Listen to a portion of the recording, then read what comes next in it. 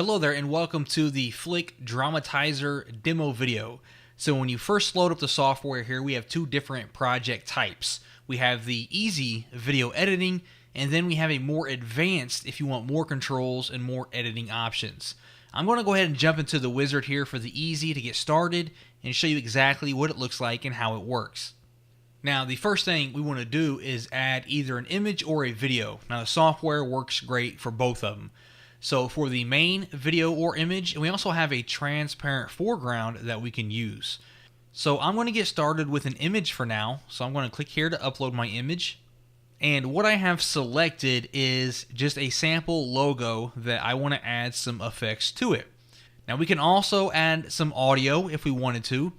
And just below this we have some blur options where we can add a blur to our layers. Now, I'm not going to add any blurs to my logo, so I'm going to go ahead and click on Next. And when I do that, we now have all these different effects that we can use and choose from. So we have a bunch of different animated effects, and we have some static effects that you see here. So let's try the 3D computer, for example. Next, we're going to click the Is Enabled option there. Then we're going to click on Play, and you can see exactly what that looks like. So I can turn this off. I can select a 3D shield, for example, enable it, click on play, and see how that looks with my logo.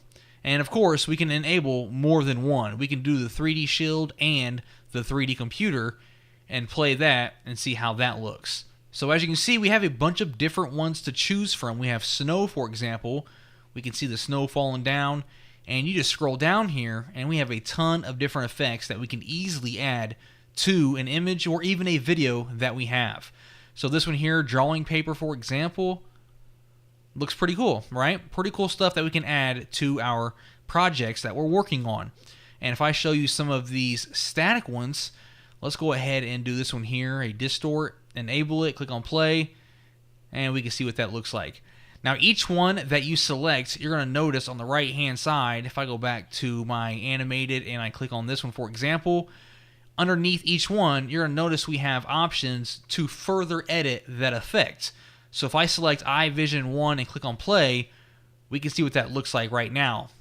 But now if I change these around, add that one up and bring this down, for example, and bring this up, click on play, you can see it looks a lot different than it previously did.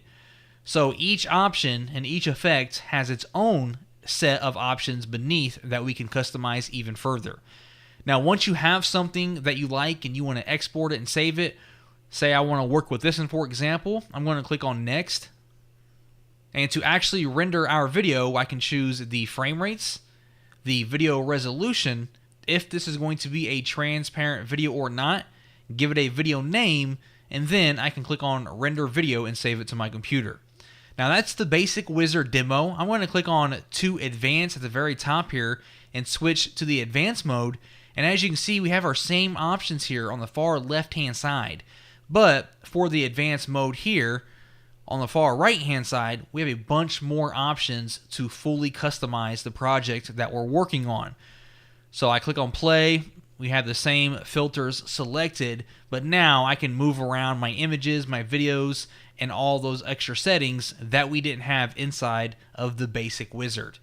Now what I'm going to do is I jump back to the basic wizard, and now I uploaded a video to show you how the videos look. And I can play this video right here and we can watch it, see what it looks like.